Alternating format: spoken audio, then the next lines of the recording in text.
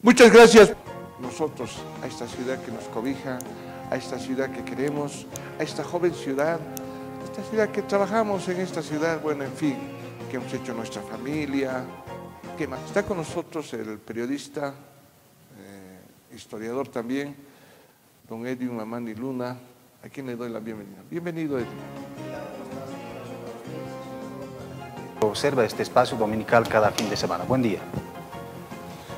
También está con nosotros el licenciado Eber Laime, que es de la carrera de Historia de la UPEA. ¿A quién le damos la bienvenida? Bien, muchas gracias. Muy agradecido por la invitación al programa Enlace TV. Y bueno, aquí dispuestos para conversar y también dialogar sobre este tema que es la ciudad del Alto, que mañana pasado ya estamos, ¿no? Fue ya martes. ¿No? Muy bien, hecha la presentación y yo, de parte del programa, les agradezco. A ver, Edwin, la ciudad del Alto, las construcciones, la gente que vivía, se ha ido poblando después de la guerra del Chaco. Antes esto era una zona de puros fundos, de grandes terratenientes, por ejemplo. Pero, ¿qué nos puedes explicar algo más? Decirnos, queremos saber, por ejemplo, en esta tu experiencia que tienes de la ciudad del Alto. A ver, tenemos que comenzar diciendo que la historia de la ciudad del Alto básicamente está dividida en 3 etapas. La primera etapa, que es el momento de la génesis, después tenemos el momento de la creación y finalmente el momento de la construcción.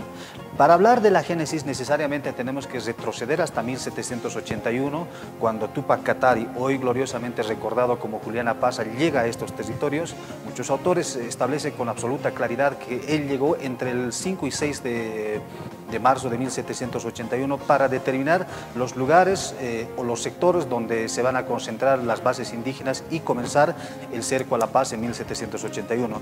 Entre los lugares que él identifica están el Corazón de Jesús, Faro Murillo, donde hoy es ahora la multifuncional de la Ceja del Alto, y finalmente la Plaza Vallivian. En esos lugares se concentran las tropas indígenas para comenzar el cerco a la paz en marzo de 1781. Casualmente, esa fecha es cabalística, 6 de marzo de 1781, porque 400 años después, en 1985, se crea la ciudad del Alto mediante ley de la República. Ese es el primer momento. ¿Por qué tenemos que hacer referencia a Túpac Katari? Por la siguiente razón: una vez que concluye el cerco a la paz en noviembre de ese mismo año, Túpac Katari es descuartizado en Peñas y la gente que había llegado a estos sectores decide quedarse en la ciudad del Alto. Muchos avanzan hasta el sector de Pacajes Caluyo, otros hasta Cosmos y finalmente mucha gente por Cupilupaca o el Quenco, donde deciden construir sus casas rústicas, porque tenían miedo de retornar a sus ayllos, a sus comunidades, porque allá estaban los patrones y creían que los van a escarmentar después de que habían fracasado en el cerco a la paz. Ese es el momento de la génesis. Después tenemos el dato muy importante al que usted hace referencia, 1935, una vez que concluye la guerra del Chaco, muchos excombatientes llegan a este sector de la ciudad del Alto, básicamente allá por el sector de la 16 de julio, y un oficial comete el error, les hace formar a los soldados, a los excombatientes, y lo primero que hace es retirarse vía Bolivia hacia el mar, y esa gente comienza a quedarse también en la ciudad del Alto, y ellos son los que van construyendo también más casas en la ciudad del Alto. Prácticamente ellos comienzan a urbanizar la ciudad del Alto. El tercer momento de mayor construcción, mayor de urbanización, es la relocalización de 1985, cuando Víctor Paz Estenssoro promulga el decreto supremo 21060 y con ellos viene mucha gente a la ciudad del Alto, y ellos inicialmente comienzan a improvisar sus casas en carpitas de nylon, en carpitas de vehículos, instalan sus domicilios y con ellos se urbaniza prácticamente la ciudad del Alto. Entonces, vayamos a la segunda etapa. A los indígenas, a los mineros, les toca luchar por la creación de la ciudad del Alto. La ciudad del Alto no se ha fundado. Hay que estar bien claritos, nítidos con esa palabra. Los que fundaban las ciudades eran los españoles, como Alonso de Mendoza, todos ellos. En cambio, la ciudad del Alto se crea. Por eso es que la ley dice bien clarito, la ley del 6 de marzo de 1985 dice: créase la cuarta sección de la provincia de Murillo con su capital, el Alto de La Paz. Eso se promulga el 6 de marzo de 1985. Ahí está la creación. Entonces, a partir de la creación, saltamos al momento de la construcción. La construcción, ¿qué tiene que ver? La construcción básicamente ya tiene que ver con los movimientos sociales, con las luchas sociales que protagonizan los salteños a partir del año 80 hasta el año 1990. ¿Por qué hablo de la construcción? Porque a ellos les tocó organizar movilizaciones para arrancar servicios básicos como el agua, la luz, el alcantarillado, y así sucesivamente llegamos hasta el 2003, cuando a El Alto le ha tocado defender los recursos naturales.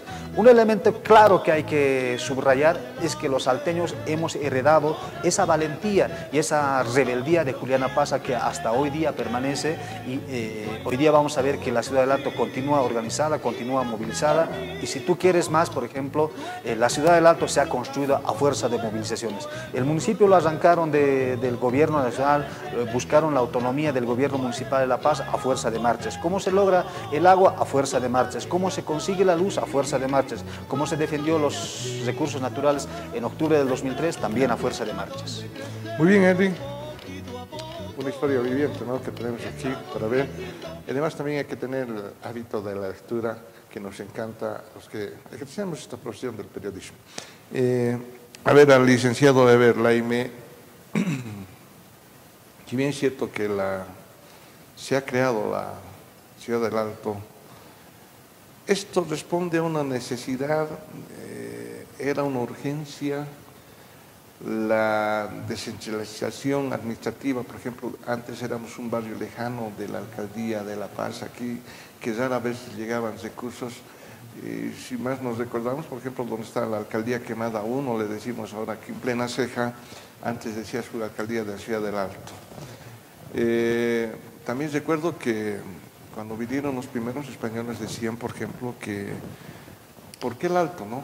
Que era alto, pero decían el Alto de Lima, porque pertenecíamos al virreinato de Lima, precisamente. ¿Qué nos puede decir al respecto? ¿Una necesidad, una urgencia?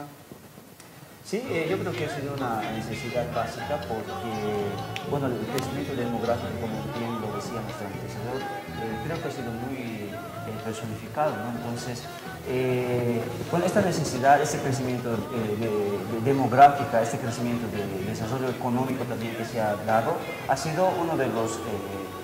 ha sido una necesidad que el ciudadano ya ha tenido, ¿no? Si bien podemos usar ese término, porque habría que tomar el tema también de el crecimiento de los ferrocarriles, por ejemplo, que ha sido uno de los, una situación que ha tenido mucho realce para que se vaya a crear este municipio. Entonces, con ello también los asentamientos de los mineros, la relocalización que se ha dado, pues básicamente va a concluir en esta ciudad que se ha creado en 1985, pero habría que aclarar también, ¿no?, cuándo pasamos al rango de ciudad, ¿no?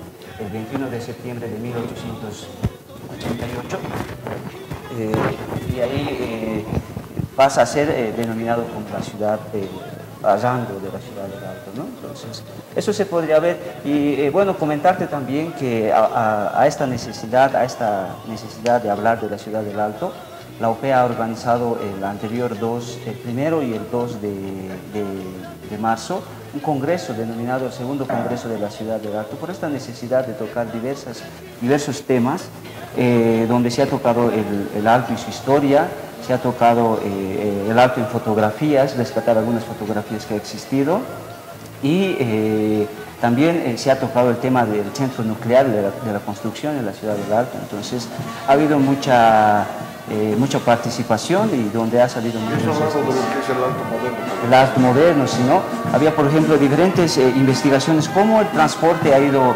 generándose en su desarrollo, ¿no? Desde la instauración del aeropuerto, el ferrocarril, y hoy mira cómo tenemos nuestro teleférico que va cambiando, ¿no? Entonces, una ciudad que en 33 años ha surgido mucho, se ha conglomerado mucho, entonces podemos hablar de una segunda ciudad más poblada dentro de Bolivia y que, bueno, es menester hablar de esta ciudad. Muy bien. Edwin, ya el conglomerado de ciudadanos que iba creciendo aquí en el Alto se hizo grande y había la necesidad de organizarse para pedir servicios básicos en nuestra ciudad del Alto. Básicamente. En 1957 empiezan a haber las primeras juntas vecinales de la subcentral de acá en la ciudad del Alto. Explícanos qué es lo que ha sucedido.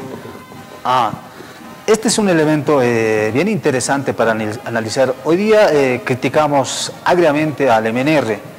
No había antiguamente juntas vecinales. Lo que había construido el movimiento nacionalista revolucionario después de la revolución del 9 de abril de 1952 son los comandos departamentales, los comandos zonales. Y precisamente en la ciudad del Alto estaban los comandos zonales. Con el tiempo, esos comandos zonales se vuelven juntas vecinales. Un poco se podría decir que la génesis de las juntas vecinales son los comandos zonales. Por eso es que vas a ver antiguamente que muchos dirigentes de las juntas vecinales son MNRistas. Pero la ciudad del Alto es una ciudad llena de ironías. Posteriormente, así como el Alto construyó las juntas vecinales, apoyó la construcción, la formación de las juntas vecinales o la transformación de los comandos zonales a juntas vecinales, fue también la ciudad del Alto que derrotó al MNR el año 2003 con la denominada Guerra del Gas. El otro elemento que hay que aclarar, querido Ricardo, es que la ciudad del Alto es una ciudad extremadamente organizada. Es una ciudad que se ha organizado en base a la experiencia que tenían los trabajadores mineros y en base a la experiencia que tenían los campesinos, una formación de ayllu y una formación minera. Por eso es que cuando hay conflictos sociales, tú vas a ver en las zonas actualmente la disciplina es similar a la de un ayllu. La gente tiene que ir a la reunión de su zona, paga su aporte mensual, su aporte semanal, hacen su aptapi como en el campo, pero a la hora de luchar se organizan como los mineros, entonces comienzan a salir. El otro elemento que tenemos que tomar en cuenta, querido Ricardo, se dice que la ciudad del Alto se acepta, además, yo soy partidario de aquella idea que la ciudad del Alto es rebelde y contestataria, pero casualmente a los salteños nos ha tocado elegir la mayor cantidad de alcaldes de derecha. Por ejemplo, el primero fue Juan Polo Maguiña en 1985, alcalde de ADN. ADN tuvo 3 alcaldes, luego ingresó el MIR, CONDEPA, la UCS, el MIR, Plan Progreso. Las únicas veces que hubo alcaldes populares fue con Edgar Patana, después con CONDEPA. La actual alcaldesa Soledad Chapetón también es parte de un partido no de izquierda, sino un partido vinculado a la ideología de derecha. Entonces, son esos elementos que nos toca ver y también tenemos que tocar otro tema, subrayar que a los salteños en los 33 años de historia nos ha tocado ver solamente 3 alcaldes que han declarado ser netamente alteños. De ellos puedo mencionarle, por ejemplo, Simón Mamani Huanca y Zacarías Maquera. Entre Zacarías Maquera y Simón Mamani son alcaldes transitorios. Y lo que hoy podríamos decir con absoluta certeza, la primera alcaldesa nacida en el Alto, elegida con voto, es Soledad Chapetón, a quien además el pueblo después de elegirle le ha complicado la vida hasta hoy en día, incluso le han quemado el gobierno municipal del Alto. Entonces son esas ironías que podemos ver en la ciudad del Alto. En lo que se refiere a los problemas, querido Ricardo, yo quiero aclarar este elemento que me llama mucho la atención. La ciudad del Alto tiene 3 problemas. Un problema generacional.